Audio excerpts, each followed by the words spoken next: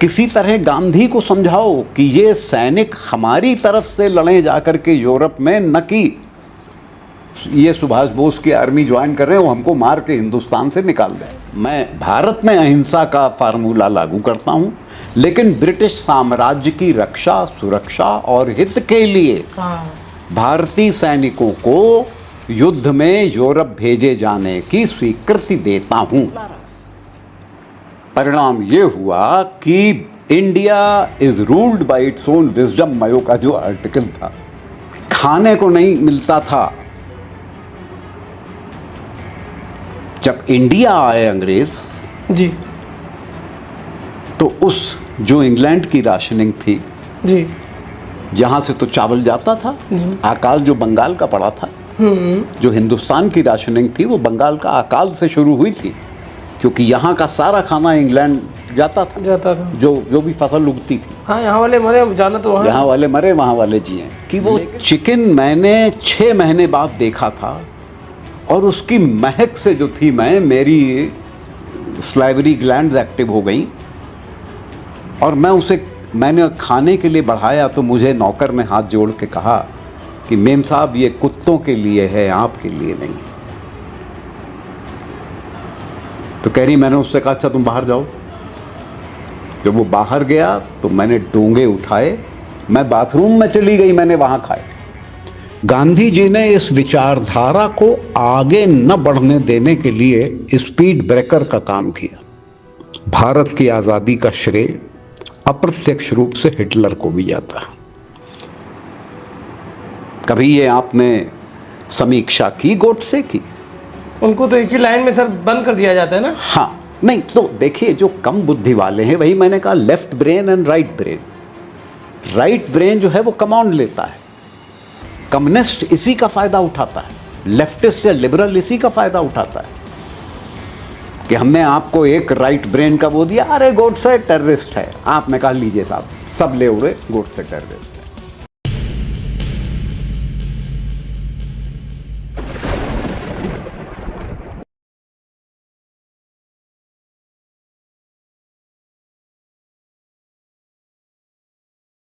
जय श्री राम दोस्तों, आप सभी का स्वागत है एक बार फिर से। हमारे साथ मौजूद है professor doctor Rahul Shukla sir. Sir जय श्री राम। जय श्री राम। सर, आपने जो अभी जल्द में ही एक साक्षात्कार दिया गांधी जी पर, उसको हमारे जो दर्शक हैं वो बहुत ज़्यादा पसंद कर रहे हैं, और उनमें से कई सारे फ़ोन कॉल्स आए और उन्होंने धन्यवाद दिया कि आपने गांधी को जिस खूबसूरती के साथ उनका जो असली चरित्र था उसके बारे में लोगों को बताया, जिससे उनकी जागरूकता बढ़ी। सर, आजकल जैसे हम अपने देश में देखते हैं कि समाज को 2 हिस्सों में बांट दिया गया है, या तो आप गांधीवादी हैं या आप गोडसे समर्थक हैं। मतलब ये 2 ही क्राइटेरिया है जिसमें समाज को बांटा गया है कि या तो हम गांधी जी के समर्थन में बात कर सकते हैं या हम गोडसे के बारे में बात कर सकते हैं। यदि आप इसके बारे में थोड़ा प्रकाश डाल पाएँ सर, कि क्यों गोडसे जी को पहला हिंदू आतंकवादी कहा जाता है, या क्या सच्चाई है इसके पीछे, तो ये हमारे श्रोतागण ज़रूर जानना चाहेंगे। इस पत्रकार है हैरिसन मयो, उसने लंदन टाइम्स में सन 50 में एक घटना लिखी थी। अच्छा।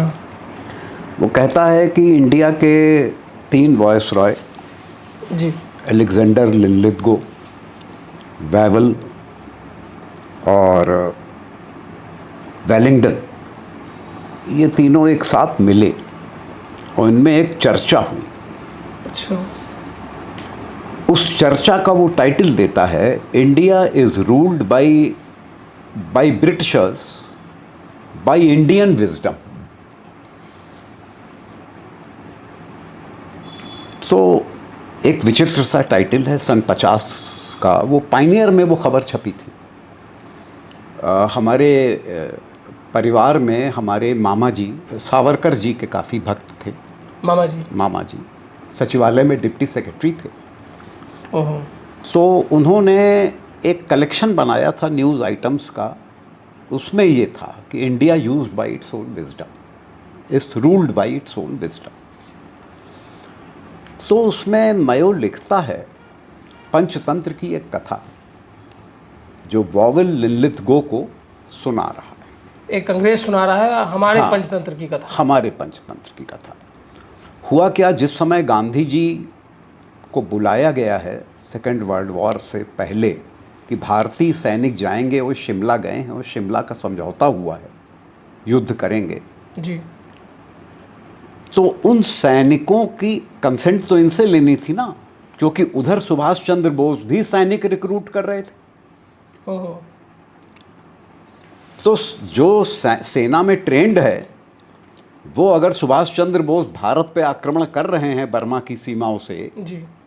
और नागालैंड आदि जीते ले रहे हैं, और उसमें भारतीय झंडा भी फहराए दे रहे हैं, जी। करेंसी भी चलने लगी, स्टैम्प्स भी छप गए, पोस्टल स्टैम्प्स, ढिल्लन, शाह नवाज, ये सब उनके जनरल्स थे।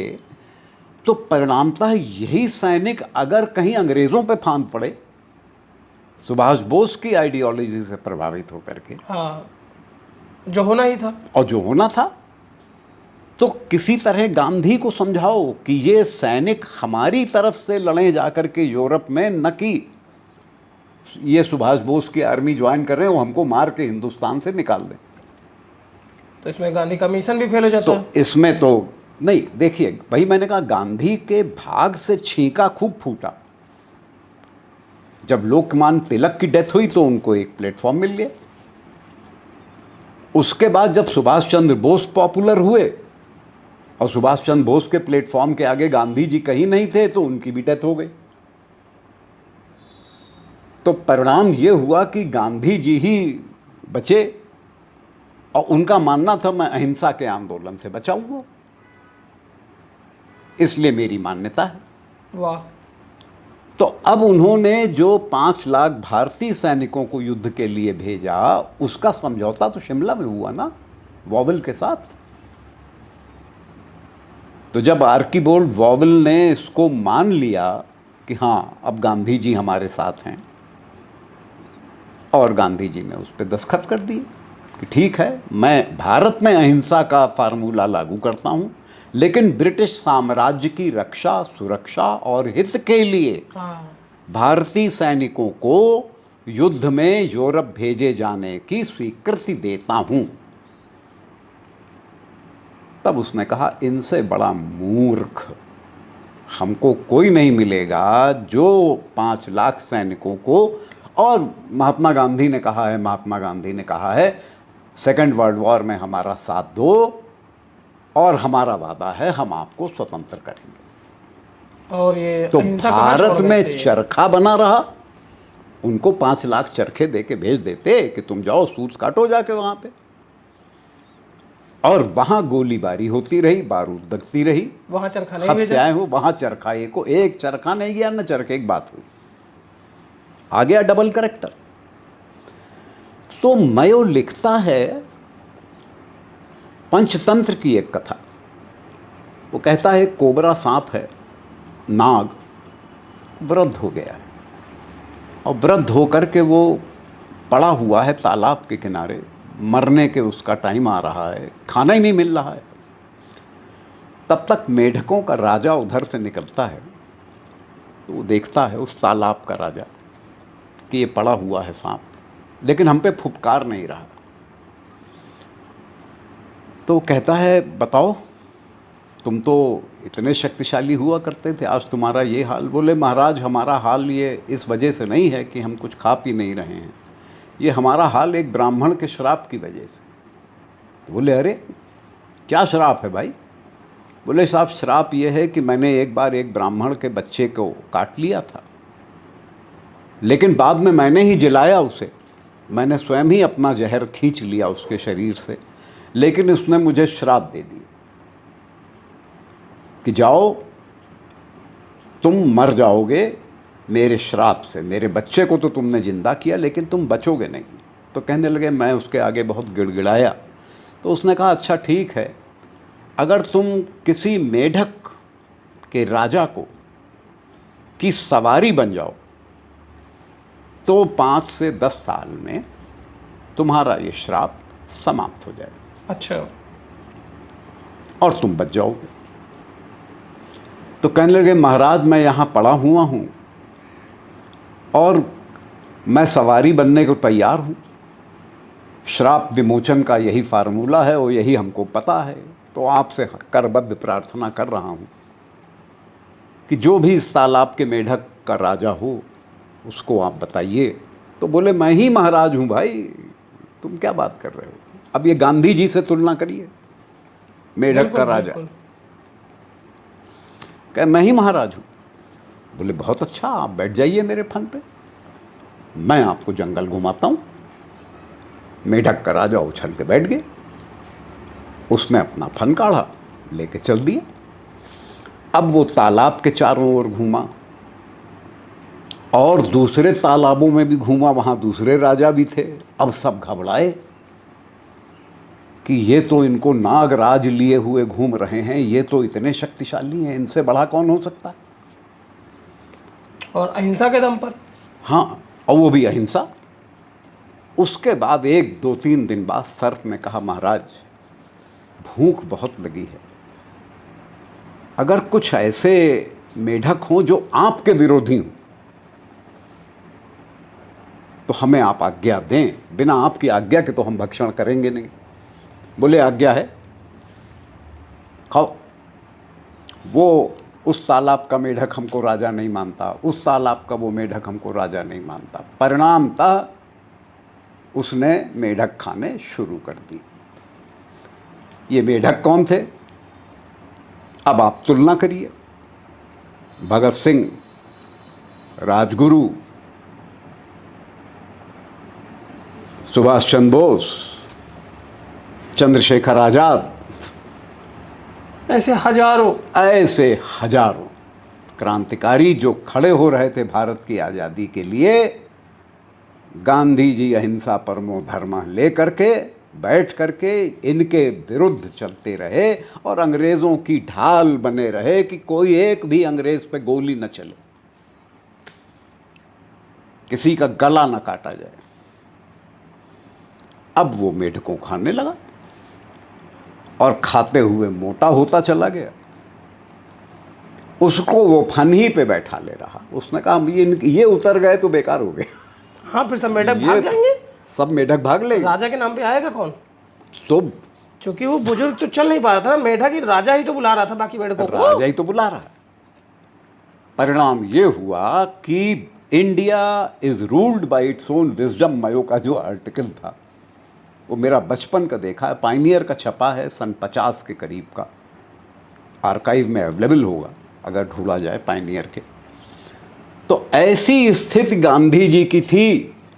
और ये 3 कौन लोग बात कर रहे हैं जो तीनों वॉइसराय रह चुके हैं इंडिया के।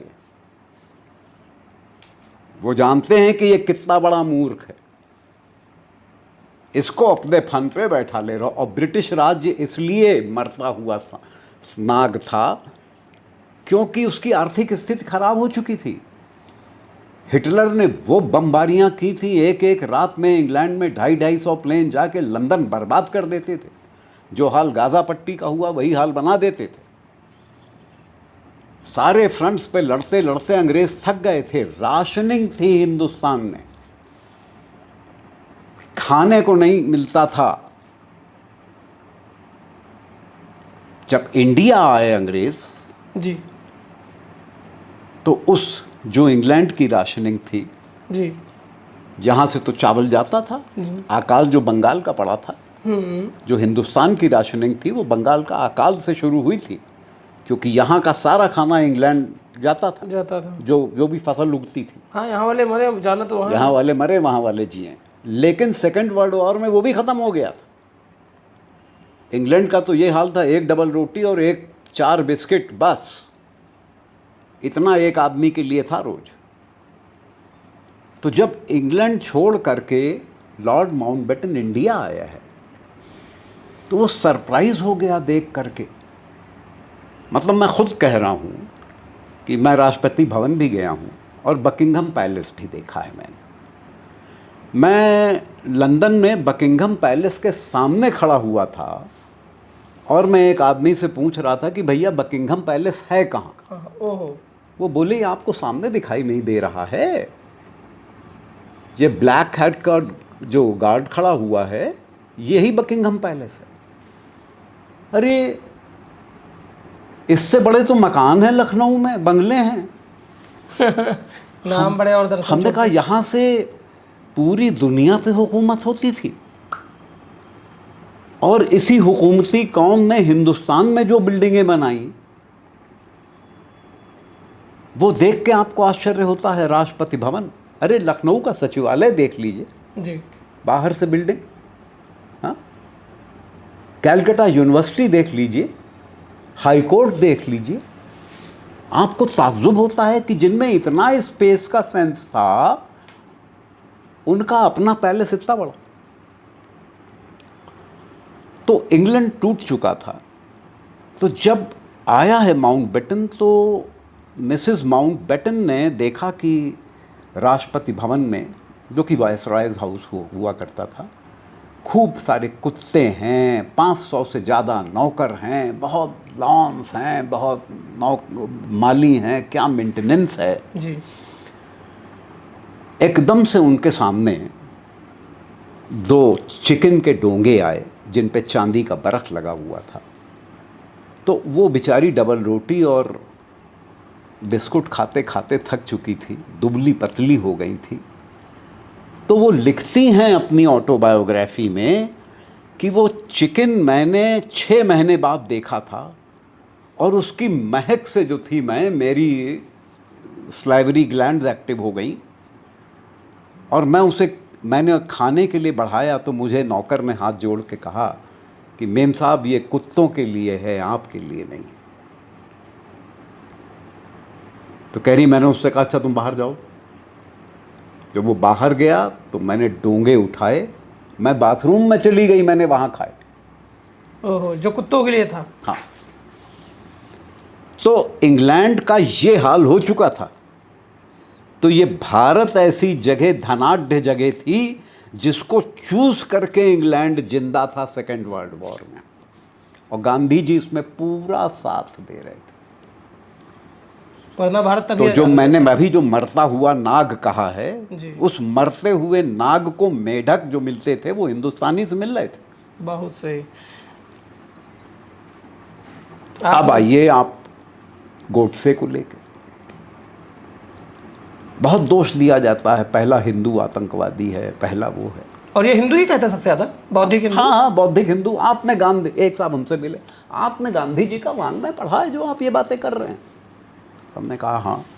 बोले होंगे आप प्रोफेसर, आप भ्रमित प्रोफेसर हैं, आप गांधी जी को पढ़ लीजिए। मैंने कहा बड़े अच्छे शब्द आपने सम्मान में मेरे कहे हैं। मैं एक छोटी सी घटना बस बोल दूं, पुनः गीता पे लौटूंगा। गांधी की प्रिय। हाँ, हमने कहा गांधी सी गीता ही तो लेके हाथ में घूमते थे, पढ़ते मंदिर मंदिर कुरान थे। बोले हाँ, वो तो सेकुलर वाली बात थी। हमने कहा ठीक है, लेकिन क्या ये ऊल जलूल सेकुलरिज्म नहीं था? ऊल जलूल इस सेंस में था कि जिसका कोई लॉजिक ना हो, जिसका कोई तर्क ना हो। लोग कहते हैं ना ऊल जलूल बातें कर रहे हो। हाँ, बस खाली बोलने के लिए बोल रहे हैं। तो अगर आप कह देते कि हाँ हमने गीता मस्जिदों में पढ़ी है, क्योंकि सब धर्म एक हैं, तो बोले साहब ये कैसे पढ़ सकते थे? वो लेफ्टिस्ट थिंकिंग के थे। तो हमने कहा जब महाभारत का युद्ध शुरू होने जा रहा था, तो उससे पहले घोषणा हुई है, जब दोनों सेनाएं कौरवों पांडवों के एक दूसरे के सामने खड़ी हैं, कि कौन पक्ष बदलना चाहता है। तो एक कौरव है युयुत्सु जी, वो कृष्ण को भी मानता है, धर्म को भी मानता है, 100 भाइयों में एक है। वो कहता है मैं पक्ष बदल रहा हूं, मैं जा रहा हूं कृष्ण के साथ, धर्म के साथ, जहां धर्म का युद्ध है। आ गया इधर,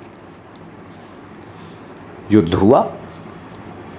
उस धर्म युद्ध में अर्जुन को कितनी पीड़ा हुई होगी, जिसमें उन्हें अपने सगे पर बाबा भीष्म को मारना पड़ा। अर्जुन रोते रहे, आंसू बहाते रहे, शिखंडी सामने खड़ा रहा, अर्जुन तीर चलाते रहे, क्योंकि भीष्म ने खुद ही तो बताया था जी कि मेरे सम्मुख तुम खड़े नहीं हो पाओगे, और शिखंडी पूर्व जन्म की अंबालिका है, इसको मैं हरण करके लाया था।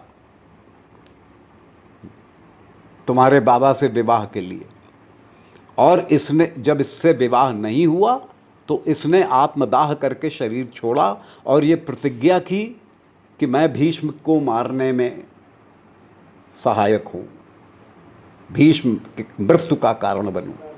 तो यही वो शिखंडी है जो पुनर्जन्म में मुझको मारने का कारक बनेगा। इसको तुम सामने खड़ा करो और फिर तीर चलाओ, तभी मेरी छाती भेद पाओगे, नहीं तो महारथी शिखंडी का कोई भी तीर मेरी छाती नहीं भेद सकता। हाँ, भले वो महारथी है, मैं वज्र हूँ, वो है महारथी, लेकिन नहीं भेद सकता। तब अर्जुन पीछे खड़े होते हैं और अपने बाबा को मारते हैं, और जिस समय वो तीर चला रहे होते हैं जानते हैं कि इनको वेद के गिराना है, क्योंकि इनको तो इच्छा मृत्यु का वरदान। हाँ, मार कहाँ पाएंगे, मार कहाँ पाएंगे, इनको वेद के गिराना है। सब भीष्म भी कहते हैं कि मैं जान रहा हूँ ये तीर कहाँ से आ रहे हैं, और अर्जुन के आंसू बह रहे हैं। जिन अर्जुन को अपने गुरु द्रोणाचार्य की हत्या करनी पड़ी, धर्म धर्म ही सर्वोपरि है। यही तो सर्वोपरि है। जिनको अपने परिवार के 99 भाइयों को मारना पड़ा, विकर्ण को छोड़ के, विकर्ण भी धर्म में था, 98 भाइयों को मारना पड़ा, ये धर्म युद्ध ही तो था। तो गोडसे ने क्या गलत किया, वो तो पूर्व जन्म का युयुत्सु था, जो कौरवों को छोड़ करके पांडवों के साथ आया और उसने धर्म युद्ध लड़ा। मैं भारत की आज़ादी का श्रेय महात्मा गांधी को बिल्कुल नहीं देता। ये श्रेय मैं उस विचारधारा को देता हूँ जो 1857 के बाद क्रांतिकारियों की विचारधारा, रेवोल्यूशनरी विचारधारा जो बंगाल में उठी, जहाँ पर आनंद मठ लिखा बंकिम चंद्र चटर्जी ने और महर्षि अरविंद ने अपनी कार्य किए, विपिन चंद्र पाल आदि ऐसे, जिन्हें बाघा जातिन कहा जाता है, ऐसे रेवोल्यूशनरीज पैदा हुए जिसका continuation Lala Lajpat Rai, Bhagat Singh and company और आखिर में सुभाष बोस इन तक आता है। गांधी जी ने इस विचारधारा को आगे न बढ़ने देने के लिए स्पीड ब्रेकर का काम किया, क्योंकि अगर ये रेवोल्यूशनरी आगे बढ़ जाते तो हम 1910 1920 में ही आज़ाद हो जाते। तो उन्होंने पोस्टपोन किया इसको 40 साल तक। आप सोचिए कि एक ऐसा व्यक्ति जो अंग्रेज़ों को बचाता घूम रहा है, कि अंग्रेज़ों के ऊपर हिंदुस्तानी लाठी न भांजने लगे, गोली न चलाने लगे हैं, अंग्रेज़ों के ऊपर हिंसा न होने लगे, उस आदमी को हम श्रेय दे रहे हैं कि उसने भारत आज़ाद कराया। दूसरा, भारत की आज़ादी का श्रेय अप्रत्यक्ष रूप से हिटलर को भी जाता है। एडोल्फ हिटलर ने अंग्रेज़ों की कमर तोड़ दी, उनकी हड्डियां तोड़ दी, उनकी इकोनॉमी का ब्रेकडाउन कर दिया। इंडिया के फ्रीडम मूवमेंट में अगर इंटरनेशनल इम्पैक्ट की स्टडी करनी है तो आपको एडोल्फ हिटलर को समझना पड़ेगा कि वो अंग्रेज जो लगभग 90 देशों पे हुकूमत करते थे पूरी दुनिया, वो अंग्रेज हार गए। क्यों हारे? जिन्होंने अपनी कॉलोनीज बनाई हुई थी 90 देशों में, जिनको लूट लूट करके उन्होंने अपने रिसोर्सेज बढ़ाए हुए थे, जहां से वो आर्मी रिक्रूटमेंट करते थे, वो एडोल्फ हिटलर से लड़ता था और उसके बाद भी हिटलर उन्हें मारता था। तो ये जो कमर तोड़ कार्यक्रम किया है जर्मन्स ने सेकेंड वर्ल्ड वॉर में अगेंस्ट ब्रिटिशर्स, इसकी वजह से इनकी कॉलोनीज हिल गई, इनकी इकोनॉमी हिल गई, इनकी मैन पावर हिल गई, और ये उस स्तर पे पहुंच गए जहां पर इन राष्ट्रों पर अपना अधिकार जमाए रखना उनके लिए असंभव हो गया। परिणाम ये हुआ कि खाली भारत ही नहीं आज़ाद हुआ 1947 में, बल्कि 1947 से 1957 के बीच 54 देश अंग्रेज़ों से आज़ाद हो गए।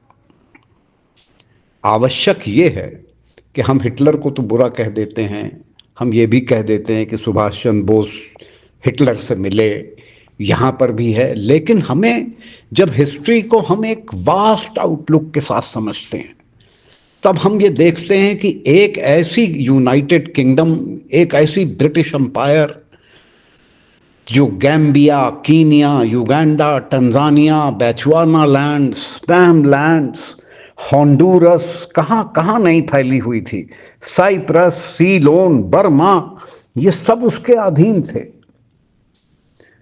ब्रिटिश गयाना, आप क्या कल्पना कर सकते हैं, फॉकलैंड आइलैंड, कल्पना कर सकते हैं कि एकदम से ऐसा झटका लगा कि इतने सारे देश आजाद हो गए। हर देश में उनके पास एक जयचंद्र था, जिस जयचंद्र के माध्यम से वो उस देश को रूल कर रहे थे। भारत में गांधी जी थे। और इसी चीज से जब लोगों को समझ में आया कि हिटलर ने इनकी हड्डियां तोड़ दी हैं, तो वो समझ गए कि अब हमें आज़ाद होने से कोई नहीं रोक सकता। हम रिसोर्स रिक्रूटमेंट अंग्रेज़ों का नहीं बनेंगे। जबकि इंडिया बना, 5 लाख सैनिक लड़ने गए, उसमें 2.5 लाख क्रिपल हुए, 85,000 मारे गए, कितने लापता हुए। तो हम रिसोर्स इनका नहीं बनेंगे। और बस इसी के बाद आज़ादी आई। केमन आइलैंड्स, माल्टा, फिजी, जिब्राल्टर, हॉन्डुरस, जमाइका, बारबाडोस, यहाँ पे रेवोल्यूशनरीज उठ खड़े हुए। उनको ये ज्ञान हो गया कि हम इनका रिसोर्स नहीं बनेंगे, और इसी ज्ञान ने उन्हें आज़ादी दिला दी। कभी ये आपने समीक्षा की गोडसे की? उनको तो एक ही लाइन में सर बंद कर दिया जाता है ना। हाँ, नहीं तो देखिए, जो कम बुद्धि वाले हैं, वही मैंने कहा, left brain and right brain. Right brain जो है वो कमांड लेता है, कम्युनिस्ट इसी का फायदा उठाता है, लेफ्टिस्ट या लिबरल इसी का फायदा उठाता है कि हमने आपको एक राइट ब्रेन का वो दिया, अरे गोडसे टेररिस्ट है, आपने कहा लीजिए साहब, सब ले उड़े, गोडसे टेररिस्ट है। आतंकवाद का कोई धर्म नहीं होता, सब ले उड़े, आतंकवाद हथियार रोज पढ़ेंगे, कोई धर्म नहीं होता। हाँ, हत्यारे जो होते हैं ये तो जिस समय मर जाते हैं फिर उसके बाद फातिहा ही पढ़ा जाता है नमाज का, और उसके बाद दबाए ही जाते हैं। हजारों लोग आप उसमें शामिल होते हैं, जनाजे में। हाँ, जनाजे में शामिल होते हैं। अरे श्रद्धानंद की हत्या हुई, 80,000 लोग शामिल थे। इल्मुद्दीन को फांसी हुई, 20,000 लोग शामिल थे। वो अपनी परिपाटी आज तक निभा रहे हैं। हमारे यहाँ उसकी परिपाटी नहीं निभा पा हम नहीं निभा पा रहे हैं। क्यों? हम नहीं समझ पा रहे हैं कि हम युयुत्सु बन सकते हैं, हम धर्म के साथ जा सकते हैं। इसलिए गोडसे को मैं महाभारत के बाद पुनर्जन्म का गोडसे मानता हूँ। युयुत्सु का ही वो अवतार है, और उसने वही कार्य किया जो बहुत पहले हो जाना, मेरे ख्याल से। हाँ सर, आपने जितना ये गोडसे जी के विषय में बताया, अभी सर ये 13 जुलाई का ही देखिए, उन्होंने जो 22 लोग मारे गए थे जो कि राजा का विद्रोह कर रहे थे और शायद राजा के साथ लिंचिंग करने जा रहे थे, आज के शब्दों में अगर कहें। हाँ। उन्होंने आत्मरक्षा में या धर्म की रक्षा में उनको मारा। लेकिन वही मुस्लिम बंधु जो संवैधानिक पद पे, यही तो अंतर है ना कि संवैधानिक पद पे होके उमर अब्दुल्ला वहां चले गए, और जो 29 जनवरी को मार के 1990 में हिंदू निकाले गए, उनका कोई काला दिवस नहीं है। हाँ, कोई काला दिवस। अरे भाई, वो भी तो, अब तुम चीफ मिनिस्टर हो, आज तक वो मांग कर रहे हैं वापसी की, नहीं वापसी हो पा रही है। चीफ मिनिस्टर हो, बुला लो वापस। तुम एक काला दिवस वो भी मना लो, कह दो हाँ भाई उस दिन 400 हिंदू मारा गया था। 100 से लेके 400 तक की लिस्ट है, वैसे तो सारी न्यूज़ दबी हुई है, लेकिन जो सर्वाइवर्स हैं 5 लाख तो निकाले गए, घाटी तो हिंदू विहीन कर दी गई। आज भी तो वो शरणार्थी आज भी हिंदू विहीन है। और मज़ा ये हुआ कि जब हिंदू आ करके कैंप लगा करके जम्मू में बसे, तो 1.5 साल बाद जो मुसलमान उनकी प्रॉपर्टी पे कब्जा किए थे वो जम्मू आने लगे। हाँ, क्या अगला टारगेट वहाँ है? नहीं, वो टारगेट नहीं है कि देखिए आप तो कैंप में रह रहे हैं, आप तो वापस जाएंगे नहीं क्योंकि आतंकवादी फिर आपको मार डालेंगे, तो ऐसा करिए आपका मकान हम ही बचा रहे हैं जबकि रह रहे हैं, इस्तेमाल कर रहे हैं, न किराया दे रहे। तो ऐसा करिए 20,000 रुपये ले लीजिए हमको। हाँ, समझ गए। ये कागज़ है के भाव, आप दस्तखत कर दीजिए। विद द रिजल्ट कैंप में शरणार्थी बड़े हुए हिंदू, बेच रहे थे अपने बड़े बड़े सेब के बाग, अखरोट के बाग, बादाम के बाग, अंजीर के बाग, जो इनके पास प्रॉपर्टीज़ थी, अपने बड़े बड़े मकान, अपना फर्नीचर, अपनी सामान, 20,000 रुपये, 30,000 रुपये, 40,000 रुपये, जो कि करोड़ों की थी। तो आज की तारीख में आप उनको बसाएंगे तो वो तो सब प्रॉपर्टीज़ लीगली मुसलमान खरीद चुके हैं, आपके पास उनकी प्रॉपर्टी उनको देने के लिए नहीं। इसकी भी सर कई बार मांग उठी कि भाई उस दौरान जितने भी खरीद फरोख्त हुई उसको रद्द किया जाए। तो भाई अब इतने काम हैं सरकार के सामने, और फिर गांधीज़म भी तो है। सबसे बड़ा तो यही दुर्भाग्य है कि जो हिंदू की मृत्यु पर आधारित अहिंसा है, हाँ, कि मरते रहो। जितना हिंदू मरेगा अहिंसा उतना फलीभूत गांधी का स्टेचर बढ़ेगा। तो अब अगर आप इनको महात्मा माने तो मानते तो नहीं। मुझे संदेह है उनको हिंदुओं से इतनी नफरत थी। वो चरखासुर हैं, नरकासुर हैं, और वो सिद्ध भी हो चुके हैं, लेकिन वांग्मय एक चल रहा है, लोग पढ़ रहे हैं, धीरे धीरे आंखें खुल रही हैं। वांग्मय क्या सर, वो गांधी का भांगमय है जिसको पढ़कर लोग अपनी आस्था से और अपने विवेक से खिल जाते हैं। हाँ, बस विवेक शून्य हो करके आप उसको मानने लगते हैं। थोड़ा सा क्रिटिकल होइए, लेफ्ट ब्रेन। भाई मैंने कहा राइट का तो फायदा कम्युनिस्ट उठाता है, आप लेफ्ट ब्रेन का उठाइए। अरे गो हत्या पे गांधी के विचार देख लीजिए। जब गांधी जी से कहा गया कि गो हत्या बंद कराइए, तो गांधी जी बोले ये तो संभव नहीं। बोले भाई क्यों संभव नहीं है? बोले ये देश सबका है, कुछ लोग गाय खाना चाहते हैं, जो खाना चाहते हैं वो खाएं। और ये वो कह रहा है जो भगवत गीता लेके साथ चलता है। हाँ, अरे उन्होंने एक वैष्णव का उदाहरण दे दिया। कहने लगे एक परम वैष्णव थे, वो भी छपा हुआ है यंग इंडिया में। वो भी एक परम वैष्णव थे, वो अपने बच्चे को गाय का गोश्त का रस सूप बना के पिलाते थे। तबीयत खराब हुई थी तो उसको ठीक करने के लिए कह रहे थे वैष्णव। तो भाई जिसको जो खाना है वो खाए। तो जिनके विचार, देखिए गांधी जी को जो अच्छा नहीं लगता था उसको वो दबा देते थे, जो आज तक फॉलो किया जा रहा है। जो आज तक फॉलो किया जा रहा है। तो आप वो न्यूज़ दबा दीजिए। आज तो खैर मीडिया में देखो भैया, अब टेलीविज़न की क्रेडिबिलिटी बहुत कम हो गई है, वो बहुत सॉफ्ट है, बीच की बात करता है। वो कारोबारी है ना सर। अब सोशल मीडिया की क्रेडिबिलिटी बहुत बढ़ गई है, इसमें वो न्यूज़ आने लगी है जो कहीं नहीं होती। यूट्यूब वो चीज़ें देने लगा है जो किसी के सामने नहीं कभी आई। अब नेशनल टेलीविजन वाले देते हैं कि यूट्यूब के टीवी। हाँ, तो अब आप धीरे धीरे आने लगे हैं उन जगहों पे जहाँ पे आपने समीक्षाएं शुरू की हैं। एक बार रीराइटिंग ऑफ हिस्ट्री शुरू हो रहा है कि जिन चरित्रों को हमने जिसको नाग मेढक, खुद ही अंग्रेज लिख रहा है कि मेढक को बैठा ले, नाग घूम रहा है, उसको हम क्या बनाए घूम रहे हैं। उस मेढक को हम क्या बनाए घूम रहे हैं। कुरान में 200 जगह काफिरों को मारने की बात की गई है और 26 सूरे तो सीधे सीधे बात करते हैं। जब गीता का एक श्लोक का आधा श्लोक अहिंसा परमो धर्मः गांधी जी हिंदुओं को समझाते घूमते थे, तो कुरान का कोई एक सूरा भी तो मुसलमानों को समझाते, लेकिन उन्होंने ऐसा नहीं किया। शायद बहुत लोग नहीं जानते कि कुरान में 40 सूरे नाजिल हुए हैं हजरत मोहम्मद साहब पे, जिसमें शांति की बात की गई है। अगर उन सूरों को वो समझाते कि इधर अहिंसा परमो धर्म और उधर शांति के वो सूरे, तब भी हम मान लेते कि गांधी जी ने दोनों को एक ही संदेश दिया, अहिंसा का। लेकिन गांधी जी उन सूरों को नहीं पढ़े थे।